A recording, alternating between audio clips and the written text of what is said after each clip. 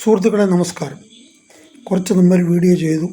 എന്നാലും വിഷയങ്ങളെ നമ്മൾ കാണുമ്പോൾ അതിനെപ്പറ്റി വീഡിയോ അന്നേരം ചെയ്തില്ലെങ്കിൽ കാര്യമില്ല, പിന്നെ നമ്മളത് അങ്ങ് വിട്ടുപോകും. അതുകൊണ്ടാണ് പിന്നെയും ചെയ്യുന്നത്.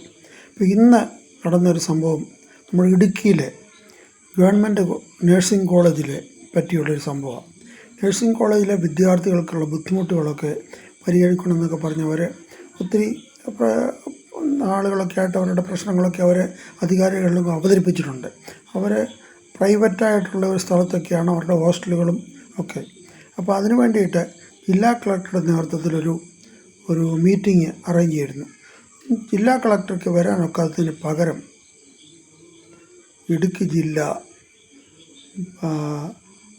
മാർക്സിസ്റ്റ് പാർട്ടിയുടെ സെക്രട്ടറിയുടെ ഓഫീസിൽ വെച്ച് അദ്ദേഹമാണ് ഈ മീറ്റിംഗ് വിളിച്ചു കൂട്ടിയത്. ഇത് തമ്മിൽ എന്താ ബന്ധമെന്നറിയത്തില്ല.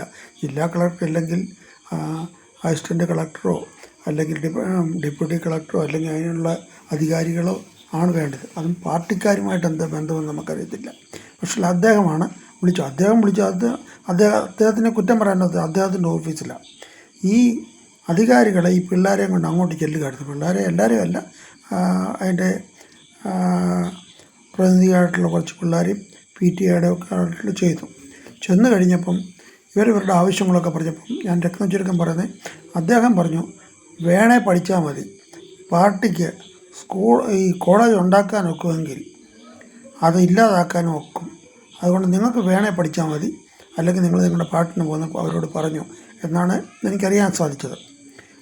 അപ്പോൾ ഇതൊരു ഘടകം. അപ്പോഴാണ് നമ്മുടെ പള്ളുരുത്തിയിൽ അവർ വളരെ മാന്യമായിട്ടാണ് പറഞ്ഞത്, ഇവിടുത്തെ നിയമം ഇതാ, ഈ എന്താ പറയുന്നത്, ഈ ഇവിടുത്തെ യൂണിഫോം ഇട്ട് ഇവിടെ പഠിക്കാൻ വരണം.